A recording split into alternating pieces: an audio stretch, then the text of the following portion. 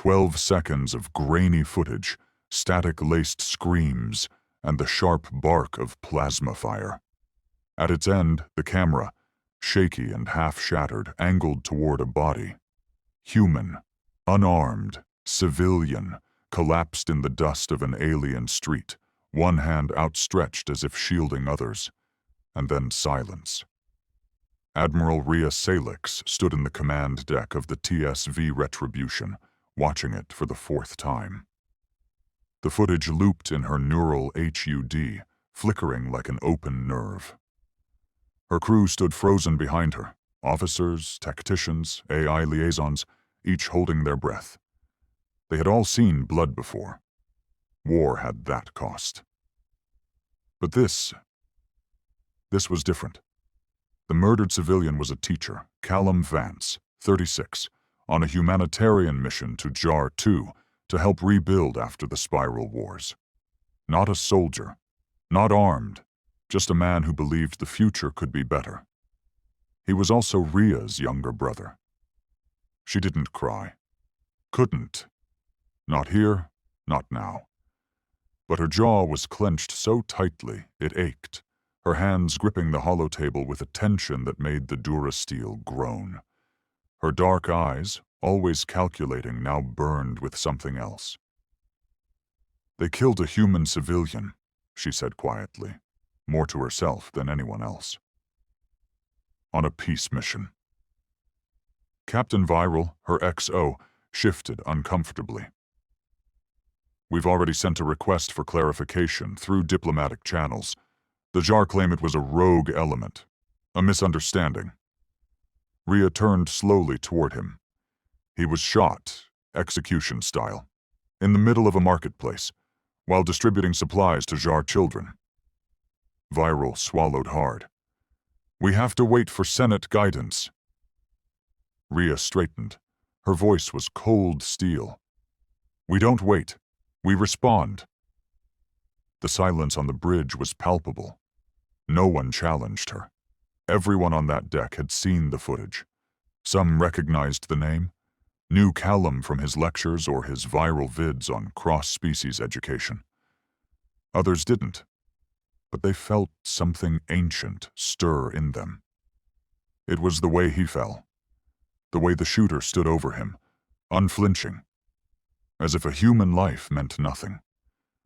They had thought the war was over. They had hoped peace would last. But this was a spark, and every soul aboard the Retribution knew what came next. The Terran fleet didn't have an official unit for what came next, but every admiral had a black file, untraceable, unsanctioned, off the books. For Rhea, it was Vanguard Cell 7. They arrived within hours. Warrant Officer Kai Davarin led the team, a tactical savant with a face carved by war and a voice that brokered no debate.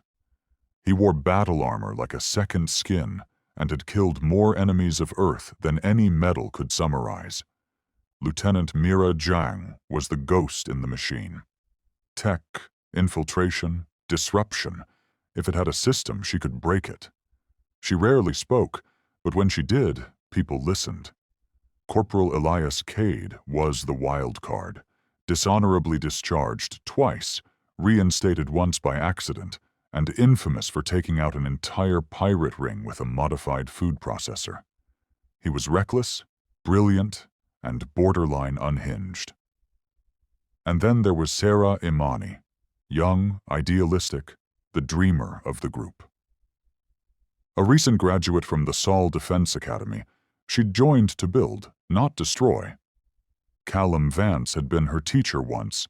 His belief in peace had lit a fire in her. She arrived with tears in her eyes, but a weapon in her hands. Rhea greeted them in the war room. No formalities, no time. "You're going in quiet," she said, pulling up a holomap of Jar 2. "No air support, no chatter, just this." She tapped the location. The exact spot Callum died. Mira scanned the data. "Insurgents? Sanctioned assassins," Rhea replied flatly. "Jar won't admit it, but they sent a message, I want one sent back. Kai nodded once. We make it loud. No, Rhea said. We make it personal. The surface of Jar the Second gleamed with peace treaties and platinum towers, but beneath it, in the shadow of the Solkari Industrial District, the truth rotted. Black market weapons. Slums they denied existed. Anti-human propaganda painted on walls in fading neon ink.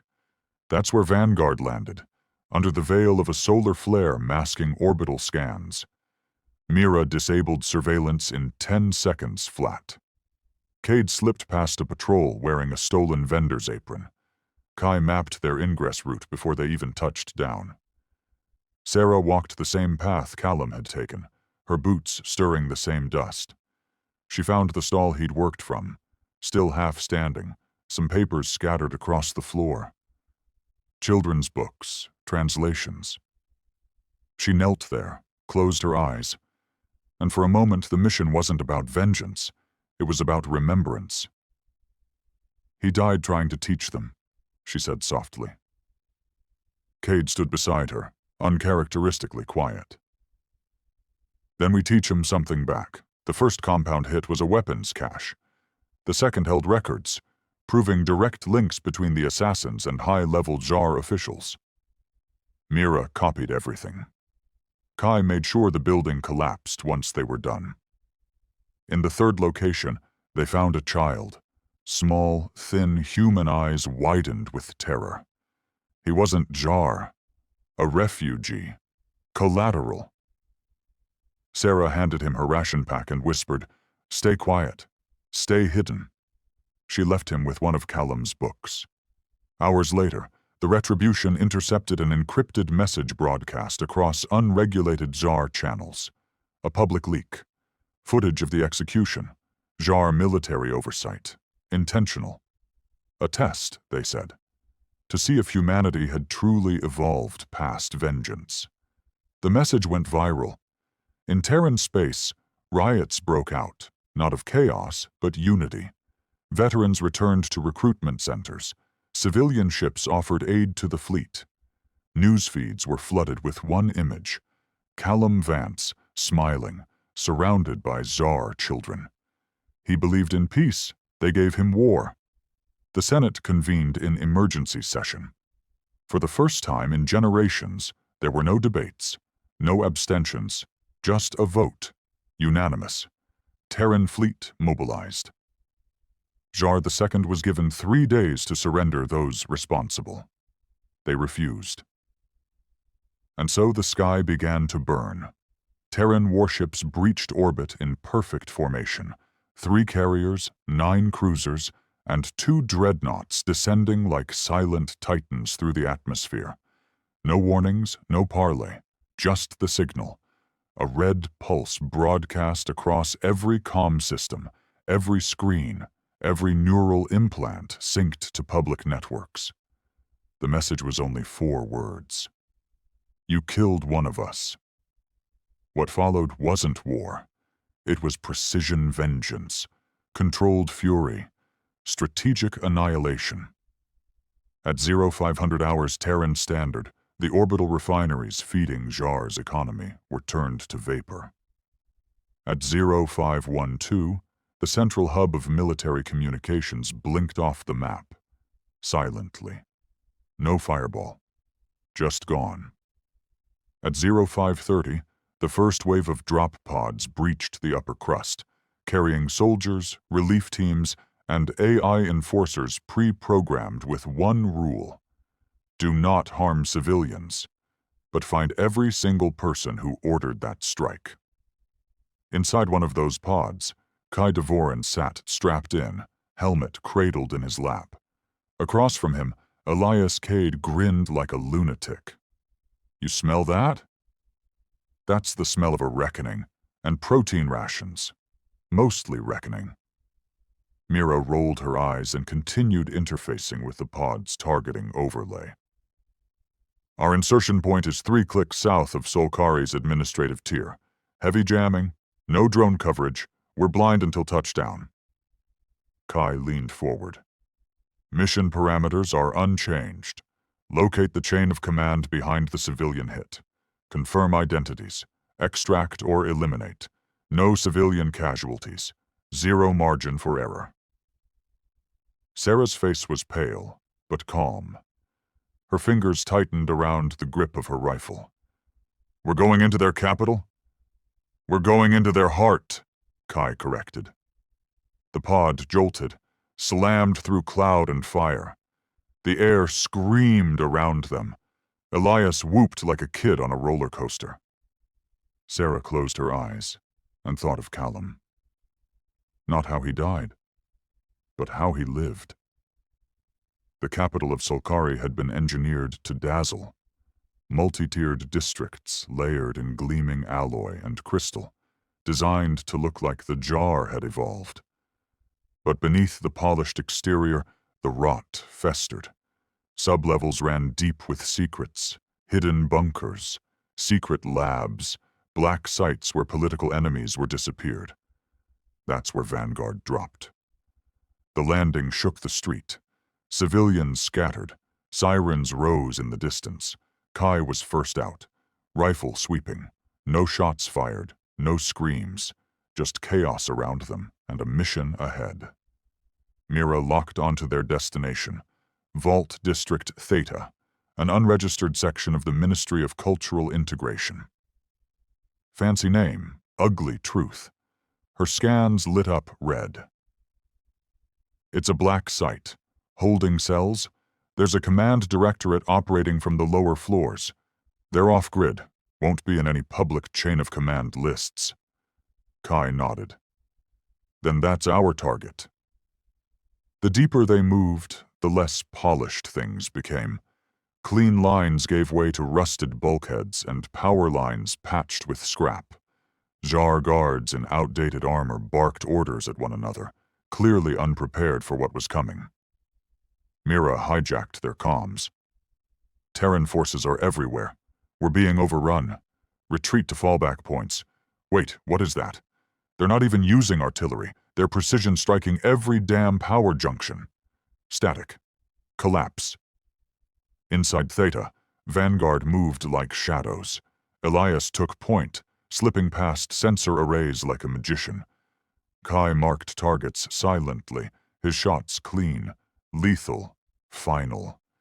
Mira froze surveillance. Sarah, despite herself, found her rhythm. A calm center in a storm of fury. They reached the main command hall in 20 minutes. 6 Jar officials, 3 armed, 1 familiar. Commander Avradal, the officer who had signed off the test. Tall, six-eyed, draped in royal combat garb. He turned as the team entered, smug despite the alarms blaring around him. "So, they send assassins instead of diplomats," he sneered. Sarah stepped forward. Her voice was steady. "Number, we send justice. You humans claim to be better, more evolved, but you lash out like animals. You burn worlds because one of you died." Kai's tone was ice. "We don't burn worlds, just the people who think we won't." Avradal laughed. "And what? You'll execute me? Kill me in front of my aides?" "No," Sarah said, eyes blazing. "We're not like you. You killed a man who came to help you, who taught your children." Mira activated a data spike. The lights flickered. Footage of Callum appeared on the walls, speaking gently to Jar youth, laughing with locals, offering aid to wounded. The aides watched in stunned silence. Avradal's sneer faded. Elias stepped forward, flipping a small black case onto the table. It opened. Inside, a recording chip, authenticated, encrypted. "Confession," Elias said cheerfully. "Voluntarily signed or extracted the hard way. Your choice." Avradal snarled and lunged. He didn't get far. By the time Vanguard exfiltrated, the city was under Terran lockdown. No orbital bombardment, no civilian deaths, just clean, targeted strikes.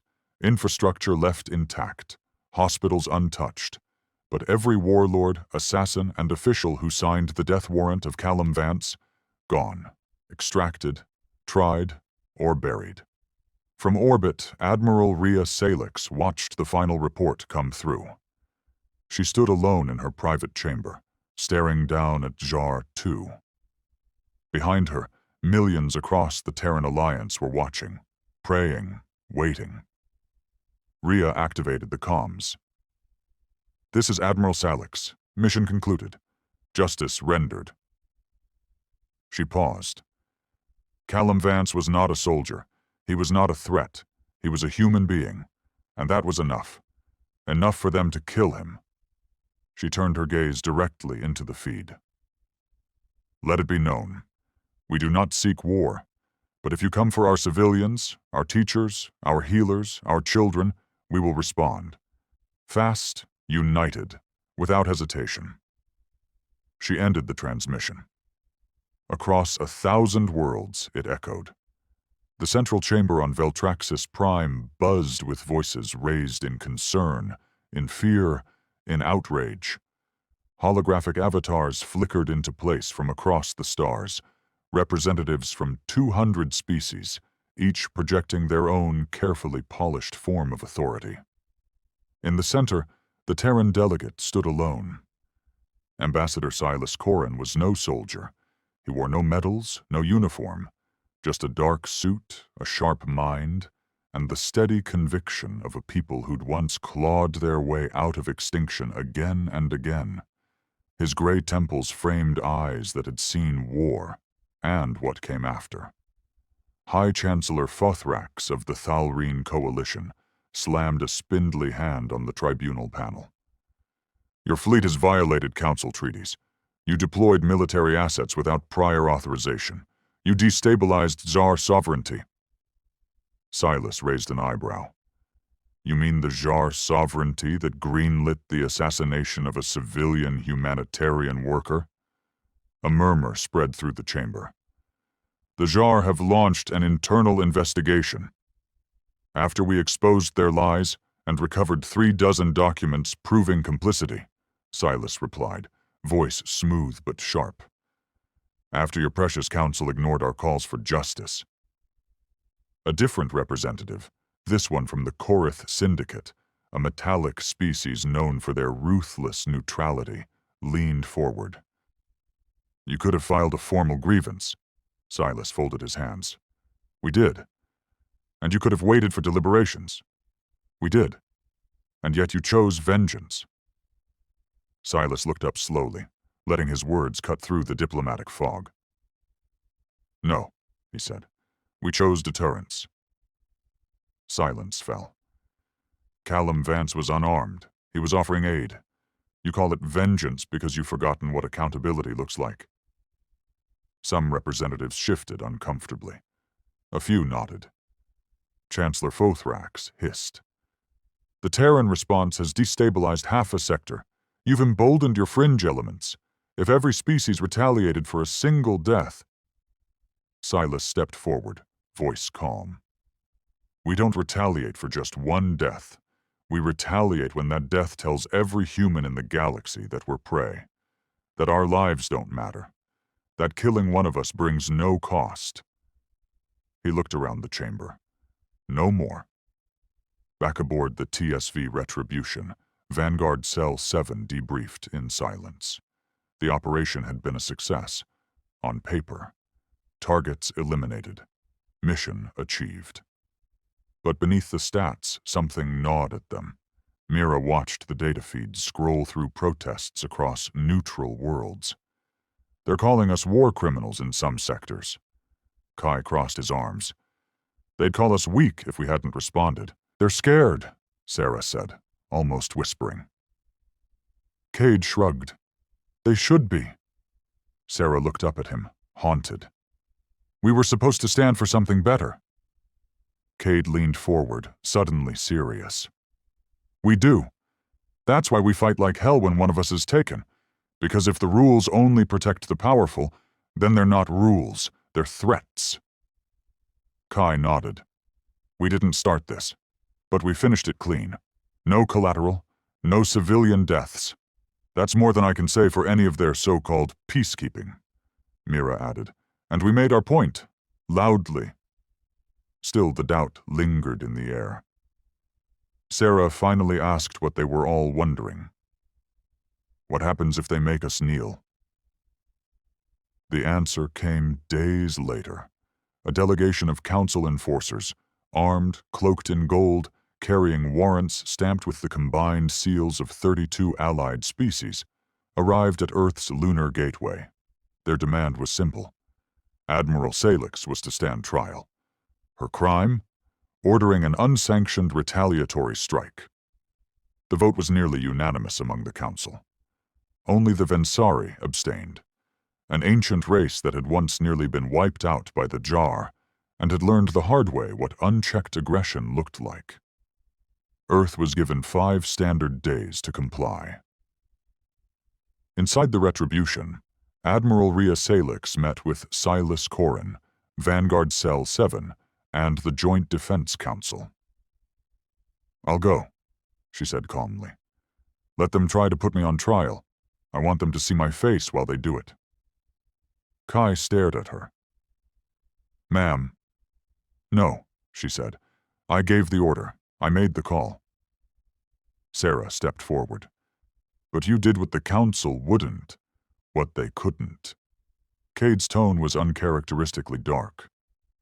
"They don't want justice. They want obedience." Rhea's voice was steady steel. "Then they'll learn, again, what humans do when we're told to kneel." Silas hesitated. "You're ready to become the spark for something bigger." She nodded. "I already am." The stars were quiet again. Not because the war had ended. There had never been one. Not because Earth had bent to the will of the Galactic Senate. It never did. But because the galaxy was listening, and for the first time in centuries, it was listening to us. The TSV Retribution drifted in low orbit over Earth, dark against the aurora-lit curve of the Pacific. Inside the warship, a ceremony unlike any other unfolded. Not with fanfare or banners, but with silence, respect, and the weight of shared history. Admiral Rhea Salix stood before the gathered assembly. Vanguard operatives, diplomats, aides, survivors. She wore the same uniform she'd worn when she ordered the strike. She hadn't changed a thing. Before her, a flag was folded. Not the banner of Earth, or the fleet, or even the United Colonies. It was a field medic's flag. Callum Vance's flag. Sarah stepped forward, hands shaking slightly, and placed the folded cloth into a stasis vault, which would be launched to orbit a Terran sanctuary moon. "Not a monument," she said quietly, voice thick. "A warning, and a reminder." Rhea nodded. "Every time they look up, they'll remember the day they learned what one human life is worth." The Galactic Council never formally apologized, but they did something far more telling. They rewrote the codes. Article 4.7 of the Council's Interplanetary Engagement Accord, previously a bland paragraph about diplomatic immunity, now bore a name: the Vance Clause. It mandated immediate Council intervention upon any proven civilian death caused by state actors. It outlined that any species violating humanitarian protections would lose their vote, their military funding, and their right to host Council delegations. Unofficially, they called it the line, because humanity had drawn one, and no one wanted to see what happened when it was crossed again. Kai, Elias, Mira, and Sarah returned to Earth 3 weeks later. Quiet heroes, unofficial legends. There were no parades, just handshakes, quiet nods, and a deeper understanding in every gaze that met theirs. Sarah visited Callum's family alone. She didn't give them medals or summaries, just stories. Stories of his last day, of what he meant to the Jar children, of how he'd faced death not with fear, but with kindness, defiance, grace. Callum's mother cried. His father didn't say a word, just hugged her and whispered, Thank you for bringing him home. Kai stood before the Terran assembly a month later and delivered a single sentence that would echo across the stars.